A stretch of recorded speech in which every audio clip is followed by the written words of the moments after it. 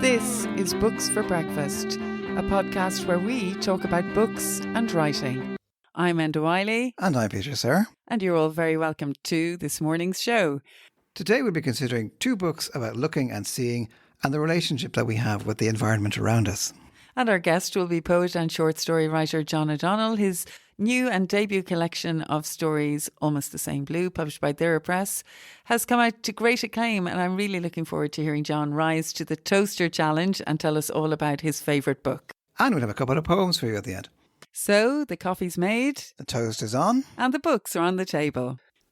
So, Peter, I see on our breakfast table today you've got not one but two books, and I'm looking forward to hearing you tell us a bit about them. Yeah, well, I've been reading two books which, as it turns out, are kind of accidentally related in that they're both concerned with different kinds of looking and seeing, you know, how we perceive and relate to our environment, whether we're in a busy city or, in the case of the second book, the Welshire English countryside. But the first book came out a few years ago, and it's called On Looking, A Walker's Guide to the Art of Observation, and it's by Alexandra Horowitz.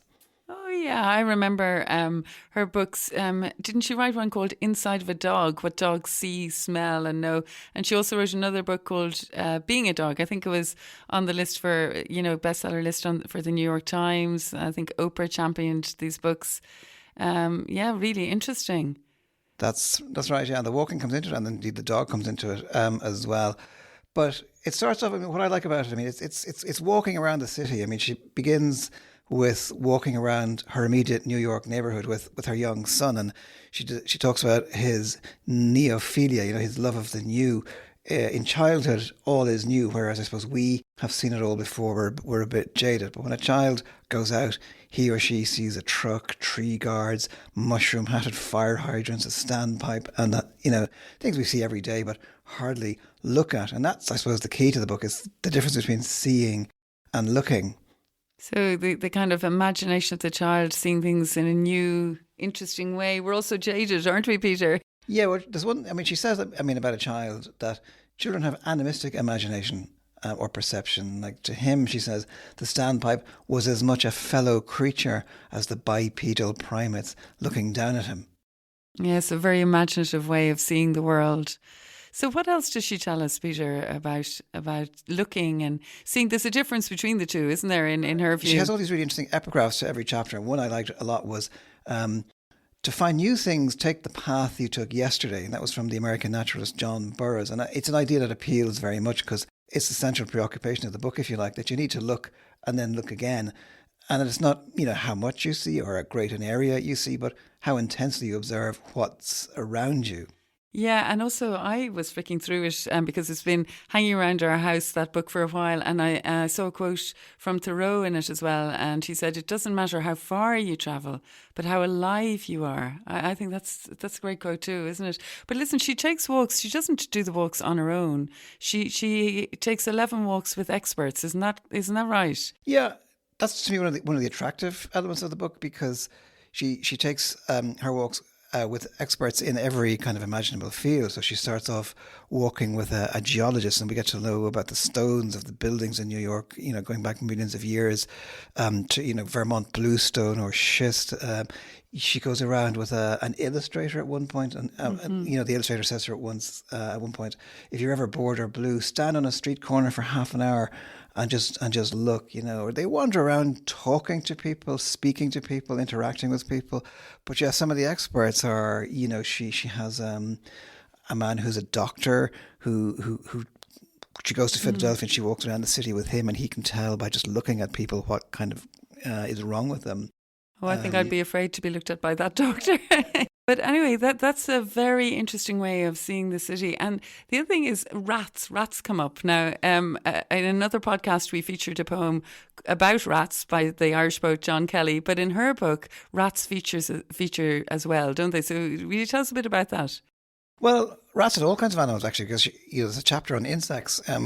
She goes around looking, examining insects with one expert. But yes, the rats, she says, some rats can distinguish between different languages, which is a very kind of new idea to me. But she says that the resident rats, for instance, in the basement of an apartment building with a building staff speaking a different language than the residents, can tell from their speech which group is possibly threatening their den and which will ignore them. I'd love to know how they found out that. Wow, that is quite amazing. The other thing I was wondering is when you were reading this book, was there kind of was there any part of it where you felt extremely emotionally engaged? Was there any part where you were quite moved or touched by what she was describing? I suppose I liked it all, but one of the most moving and interesting chapters for me is the one called Seeing, Not Seeing, where Horowitz navigates the streets in the company of Arlene Gordon, who's a woman who went blind in her 40s, but despite her blindness, has travelled widely and brought back mementos from everywhere, which she calls her pictures. And so the two of them journey through the city, and it's an instruction in another kind of seeing, like a state of hyper listening with all the senses engaged. And we learn about the art of stick work, for instance, knowing whether she can tell, it's amazing, she can tell in New York if she's under an awning just from the different sound that the stick makes or the feel of the wind at intersections. Yeah, it's quite poetic nearly, isn't it? Well, I love, because she talks about this urban windscape. To me, it's kind of it's a really interesting idea. And at the end of her walk with Horowitz, she kind of turns to her and says, it was nice to see you. And, you realise that see has many definitions. Yeah, it certainly does. Not the least of all the reasons, I think. I mean, you have been talking to me before about this book before we came onto the podcast.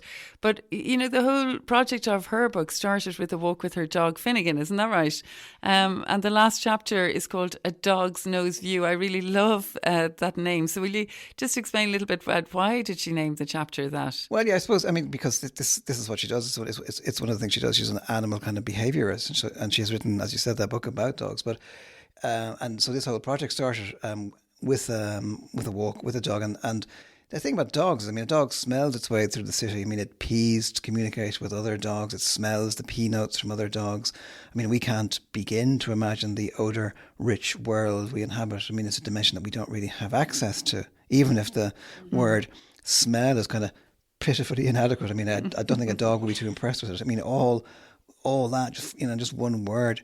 But, something I learned, dogs are macrosomatic. We are microsomatic. In other words, big smellers versus feeble smellers. We are kind of smellily impoverished. Oh, we're smelly. I love that. So in a way, the neighbourhood she walked around with her dog Finnegan was, I think she said, it was nearly like a patchwork of smells, and the dog was piecing it all together. Is that what she was talking about? It's just, because we see it ourselves. As we walk around the streets with our own kind of with our own mutt, and you'd have to know what goes on in a dog's head and the sheer avidity with which a dog encounters and explores the world. I know. Well, listen, Peter, thank you so much for talking to us today about Alexandra Horowitz's book, On Looking, A Walker's Guide to the Art of Observation. I don't think I'll ever go walking my neighbourhood with my dog again without thinking of this book. And every time he pees or sniffs at something, I'll be thinking of Alexandra Horowitz. So let's move on. And you have a second book there as well, which looks very interesting. And can you tell us a bit about it? Yeah, and it just happened that I've been reading this at the same time. As Alexandra Horowitz's book, and it's a book of essays by the English poet Jeremy Hooker. And I kind of came to the poetry first, and I liked it, and then I sent away for the essays, and they're very much related. Because they all have to do with place in some shape or form. Place is very important to his work, not just the physical manifestation of nature, but the people who live in it or the work that was carried on in it over the centuries, forgotten agricultural labourers and so on. And of course, as he reminds us, nature is a huge part of the fictional and poetic legacies of literature. He was very influenced by people like Thomas Hardy, Edward Thomas, Robert Frost, poets who place huge emphasis on place and nature. So what has he got to say about those poets? Yeah, it's as you say. He was hugely influenced by Hardy, and let's not forget as well, it was Hardy who said, one of the famous things he said was that the greatest things a human soul ever does is to see something. And that's like what we were talking about in the earlier book. It's the same thing, actually really kind of observing and seeing. And of course, he's very interested in people like Edward Thomas as well, and because they have a very strong kind of relationship with place, and Frost, or the journals of Dorothy Wordsworth, or people like Ruskin, or the 19th century nature writer Richard Jefferies, or Gerard Manley Hopkins, or but also Thoreau and William Carlos Williams in the States, you know? Yeah, it's very interesting. It's kind of a vast influences there. Also, the title of the book, Ditch Vision. Can you tell us a bit about that? Ditch vision. I mean, it's almost like he makes a distinction between how Americans perceive nature and how writers in Britain, I suppose, maybe Ireland would come into that as well, perceive it. And he says, in America, it's all about kind of vast, unforgiving nature, and with maybe shot through with guilt about the persecution of the indigenous kind of civilizations that were there. Whereas in England, what he's identifying is a kind of looking at things very closely, a kind of microscopic observation, the minutely particular description of rushes. This writer, Richard Jefferies, and that's where he gets this idea. Like Jefferies is just looking at it, he's describing a ditch, and he's describing the scent of different grasses and ferns and rushes. And so that's his idea, like focusing on this one ditch. Yeah, which is a really wonderful idea. And he also talks about the lucky poet. So what makes a poet lucky in his mind, in Jeremy Hooker's mind? Yeah, well, he was quoting an English poet, Geoffrey Grigson, and who said that, in his view, a lucky poet was one that retained some kind of consciousness of his first territory. And you can think, I don't know, John Clare, or you can think Auden, or Heaney, or Patrick Kavanagh, or many others, to whom place was important. And it doesn't just mean, though, a kind of sentimental love or of place or remembering place in tranquility, because it can be a troubled relationship as well. Like Edward Thomas wasn't ever particularly comfortable, and in the end he kind of laid down his life for a vision of England. He felt he had to die for it, or he felt he had to at least sign up as a soldier and go and fight for it, Mm-hmm. So there can be discomfort as well in his vision of nature. I think so, and I think that's important, and I think it's probably true of Jeremy Hooker in lots of places as well, and even Heaney. And if you think of Kavanagh, but if you think of many poets for whom place is important, it's often a conflicted kind of relationship. I mean, I was thinking about Heaney when he said, "I think there are two ways in which place is known and cherished. One is lived, illiterate, and unconscious. The other learned, literate, and conscious." So there's kind of two things going on, and which can be interesting in how poets approach place. So, I mean, it's very interesting, these two books. They're all about ways of seeing, really, isn't it, Peter? Seeing the world. I think, in a way, we need to turn off our phones and all other electronic devices and be in the real world. In both books, they're quite fascinating about that we need to stop and look and observe and maybe go back again and again to look at these things. And not necessarily for comfort, as you said. It can be sometimes for discomfort as well. To leave the final word with Jeremy Hooker himself, he says, "I think of poetry as an art of seeing, an art by which, in my blindness, I learn to see." And I love that idea of learning to see in his blindness. The other thing I should say is that for anyone interested, is that the book is also really useful for essays about people I didn't know about and found to be very interesting as well. Poets I wasn't familiar with, like Les Arnold or Francis Bellerby and others. So it's kind of a very educational book in that sense. Yeah, that sounds like it was a brilliant book to find, Peter. Can you repeat the title again for our listeners? I'm sure they'd love to read these essays. So that book is Ditch Vision, Essays on Poetry, Nature and Place by Jeremy Hooker. That sounds brilliant. Well, listen, Peter, thank you so much for bringing in to Books for Breakfast, two really interesting books about places and cities and ways of seeing and observing. And all details of those books will be available, as usual, on our website, www.booksforbreakfast.buzzsprout.com. I think I need an award for saying that, Peter. Anyway, we will move on.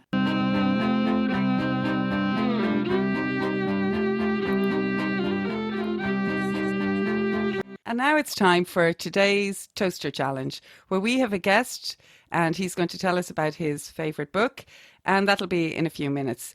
But first of all, I'd like to welcome John O'Donnell to Books for Breakfast. You're very welcome, John. Nice to be here, Enda. Nice to see you, Peter. Very nice to have you here. Well, first, let's perhaps I'll tell our listeners a little bit about John O'Donnell. His work has been published and broadcast widely in Ireland and abroad. Awards include the Hennessy Award for Emerging Fiction and the Courage Festival of Literature New Writing Prize for Fiction.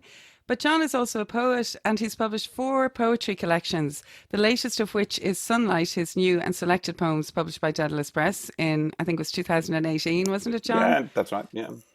And John is sitting there very modestly, but he's also won prizes for poetry, including the Irish National Poetry Prize, the Ireland Funds Prize, and the Hennessy Award for Poetry. He lives and works in Dublin with his children and his wife Michelin, and he has just published his debut collection of stories, Almost the Same Blue, which has been so positively reviewed. And that's really great news, John. I'm sure you're thrilled to have received all those wonderful reviews. We will be having other writers in, Marianne Lee, whose new book, A Quiet Tide, has just come out, and Alice Lyon's new novel, Una, both debut collections. They were launched also in lockdown, as was your book. But it's great to get positive feedback. I'll just quote some of the wonderful reviews you got. The Irish Times said that Almost the Same Blue is captivating. It's a high-octane debut collection. The Independent said it's a versatile debut collection. It shows many sides to the short story. And then the Business Post said sharply observed short stories that catch the complexity of life. So congratulations, John. You are really, really welcome here today. I'd like to start by asking you about your day job. You're a senior counsel in Dublin, and Peter and I were wondering, does your day job help with ideas for writing stories? I'm thinking particularly of a story like Shelley, which deals with assault.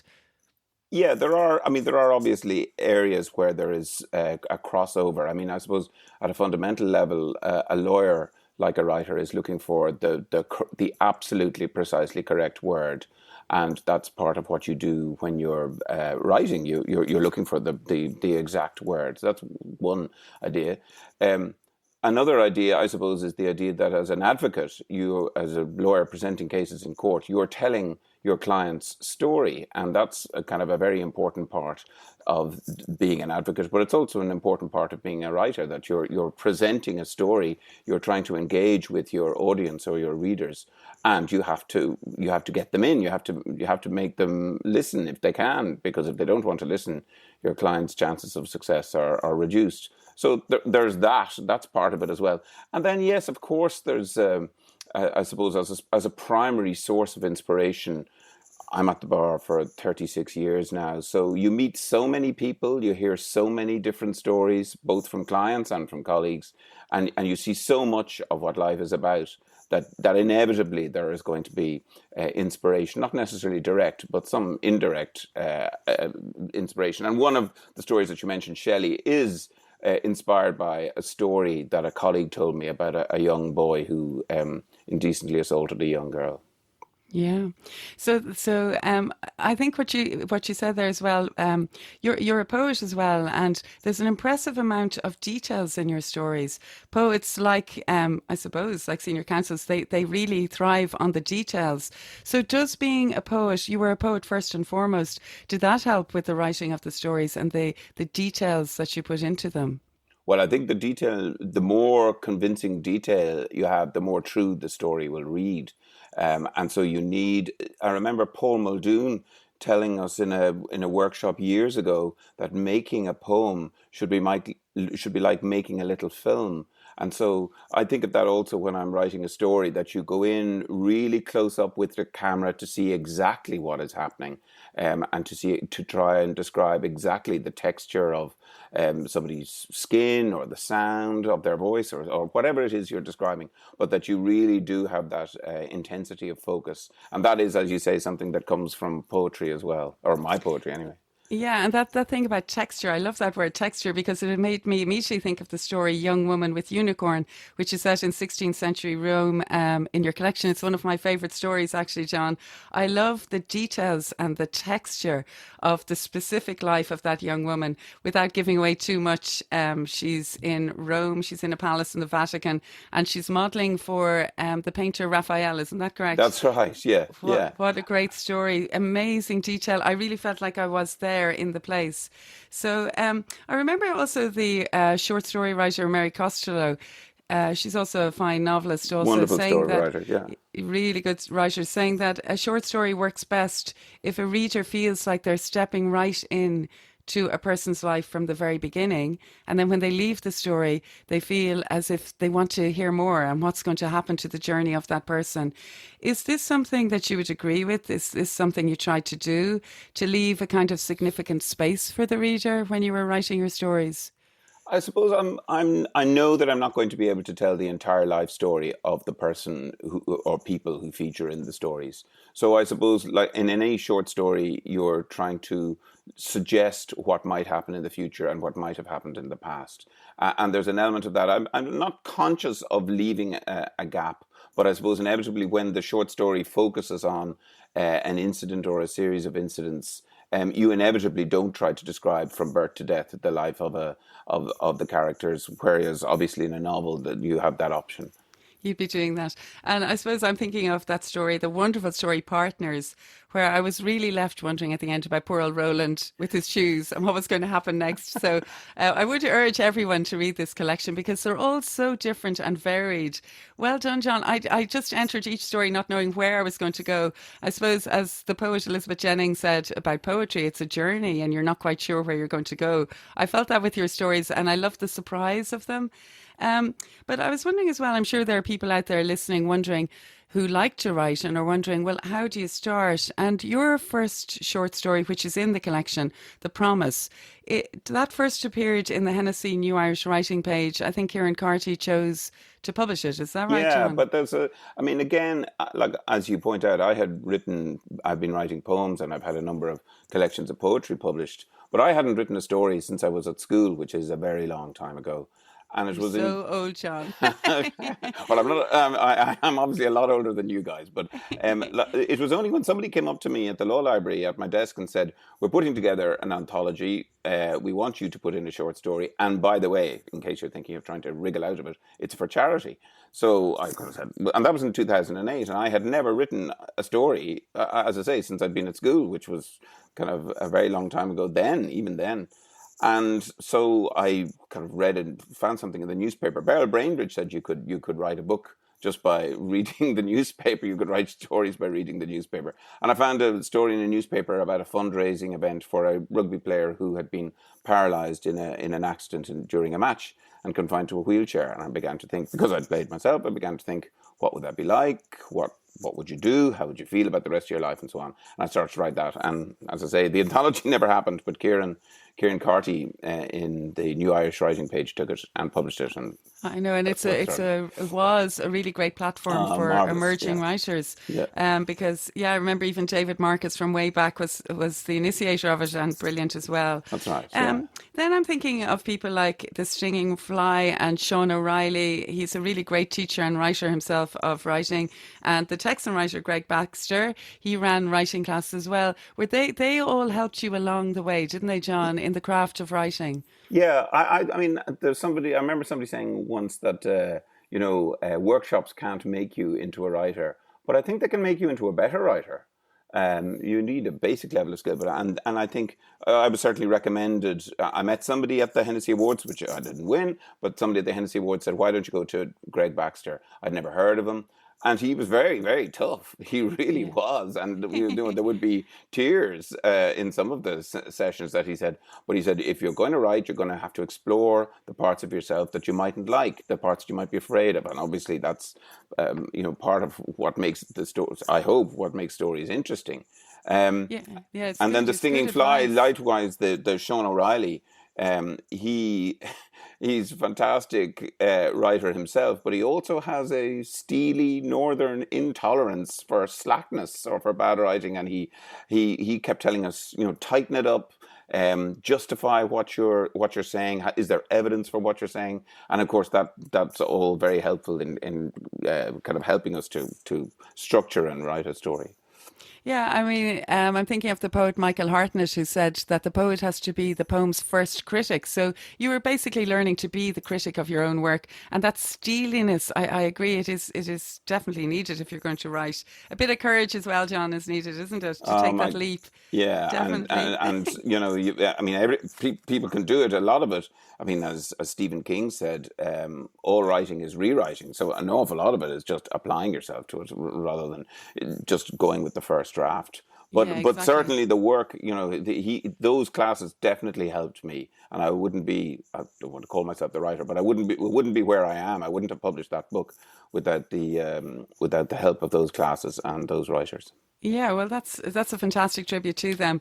I mean, it is a journey, isn't it? And you're well on it, John. It's a fantastic collection. I really, really enjoy You're it. very kind. I'm glad Um, you liked it. so you're getting a big head now, John, aren't you today? So Not- I'm just wondering as well, if looking back on your debut collection now and all those stories, each story hard earned, hard got there, you worked hard, but hopefully fun along the way as well. But if you were to choose a story of your own that's special to you in this collection, which would you choose? Well, that's a really difficult question because you're not often asked to choose one of your children and say which one you prefer. I'm a I, bit mean, John. Sorry about that. I mean, I suppose the one that I have that I suppose reflects in some way my experience as a lawyer is a story called Ichthyanthrope, which is the last story. When we come on to the toaster challenge, you'll see why it's of significance to me.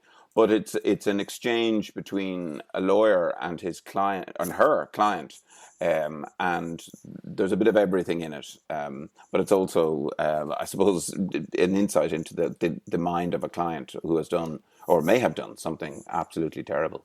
Okay, and that exactly fits in. I'm not going to give anything away to the listeners to your toaster challenge. So I think, John, actually, thanks so much for all that. It was great to chat to you, and congratulations again on the book. We'll move on now, will we, to the toaster challenge? And thanks very much for coming in to agree to do this. So I think Peter is getting the toast ready there. He's going to pop it into the toaster. Lovely sourdough bread today, John. It smells lovely. So it's Now, going to I, go. I like my toast well done, so I may be a little bit longer than 2 minutes. Oh, good. Now we have our timer at the side. Peter Sirr is going to keep an eye out. So, but if you go a little over, that's okay, John. So I'm going to count you down. 1, 2, 3, and you're going to talk about your favourite book. Off you go. Okay, the book I've chosen is The Book of Evidence by John Banville, and it's a book that was written almost 40 years ago, but sorry, just over 30 years ago. But it is a marvelous book. It's based on a series of murders that took place in Ireland in 1982. In the summer of 1982, a nurse was beaten to death in the Phoenix Park in Dublin. 2 days later, a man called Donald Dunn, a farmer, was shot by his own shotgun. And the man who was eventually arrested and charged with these offences was a man called Malcolm MacArthur. Now, he was an eccentric. He cultivated this idea of himself as being a very cultured, eccentric academic, although he was, in fact, nothing of the sort. But shockingly, when the police were chasing him, he was eventually found in the apartment by the sea of the then Attorney General, the Irish government's legal advisor, the late Patrick Connolly. And obviously that added enormously to the controversy because the idea that a murderer would be found in the Attorney General's apartment was unthinkable. And he eventually pleaded guilty in 1983, and he was sentenced to life imprisonment, which was the mandatory murder sentence. And he's in fact was released in September of 2012, so he served almost 30 years in prison. But the book, which was written published in 1989, the Book of Evidence, is clearly based on the life on MacArthur and on what he did. There's this character called Freddie Montgomery, and the book takes place in Freddie Montgomery's cell while he's awaiting trial. And you learn fairly early on that there's no question but that he did it. He's guilty and he's going to plead guilty. But it's his story to his lawyer or to anyone who's listening, and some people might think it's to himself, about what he did and the circumstance in which he came to do it. And it's fascinating on a number of bases. One of the things I suppose we look for in a book as readers in a book is the unreliable narrator. And while Banville somewhat archly says, "Oh, well, I've never thought of this as being based on fact. I have no sense of responsibility to the truth." But in one of the interviews, when the police say to Montgomery stroke MacArthur, "Why did you do it?" Or, how much of what you're telling us is true? He says, "All of it." And then he says, "None of it." So you don't know what to make of him. So that's a fascinating. And he says, well, what else of it is true? He says, only the shame is true. And that's a great line. And then there are the actual title of the book is also amazing. The Book of Evidence is the collection of documents and evidence that the prosecution normally present in any charge against an accused, but it wouldn't necessarily include a statement from the accused if the accused didn't want to make one. So this is, I suppose, an inversion of that. One of the other great things about this book is that Banville is mocked widely for using big words that you need a dictionary to look up, or forgetting about the plot and falling in love with the writing. But he actually refers to this. Montgomery on one occasion says, when he explains himself as using a word like balanic bliss, he says, yes, I have got hold of a dictionary. So he's laughing at himself.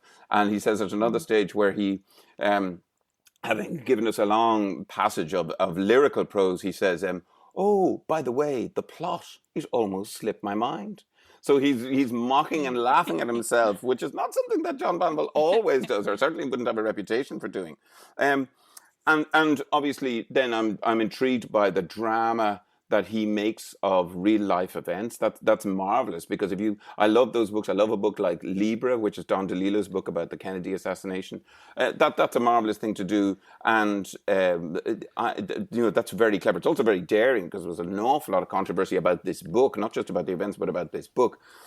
And then what I love about it as well is that it asks questions about the art of making art. And I think that's fascinating. Banville is constantly breaking what you might call the fourth wall and saying, well, I want to talk to you about why I'm doing this.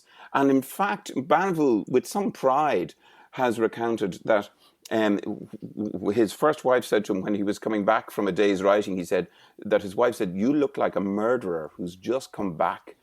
You look like a murderer who's just come back from a particularly bloody killing.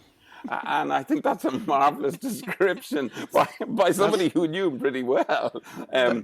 That's great, John. I'm just coming in now with a slice of slightly charred I'm sure it's black toast to say, because John. we could go on. It's such an enthralling book, a great book in a marvelous and ongoing career.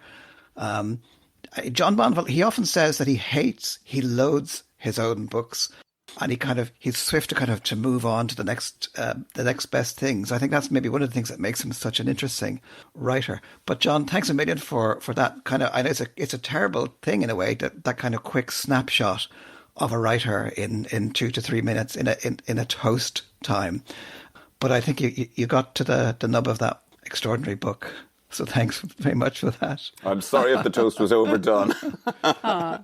John, thank you as well. It just makes me want to go back and read the Book of Evidence again. John Banville has always been one of my favourite writers. I remember first encountering him when I was in college and reading Kepler and the Newton Letter, all brilliant books, and I really just wanted to continue on. I read somewhere that somebody said of his writing, it possesses the kind of denseness and thickness that poetry has. So I can see why you, as a writer, both as a poet and a short story writer, feel connected to him. And I'm thinking back to Charles Haughey as well. How can we ever forget him? When he said about that incident, it was a bizarre happening, an unprecedented situation, a grotesque situation, an almost unbelievable mischance, the famous Gubu. That's right. Yes, and it really is. Yeah. It is fiction, isn't it? And so I think Banville was right to net it. But yeah, definitely we'll all be reaching for Banville again in this house. John, thank you so much. Just to remind everyone again that John O'Donnell's new debut collection, Almost the Same Blue, published by Dira Press, is out. It is definitely available. And all details about John and his writing will be on our website, www.booksforbreakfast.buzzsprout.com. So we'll head onwards to coffee and toast. Thank you, John O'Donnell.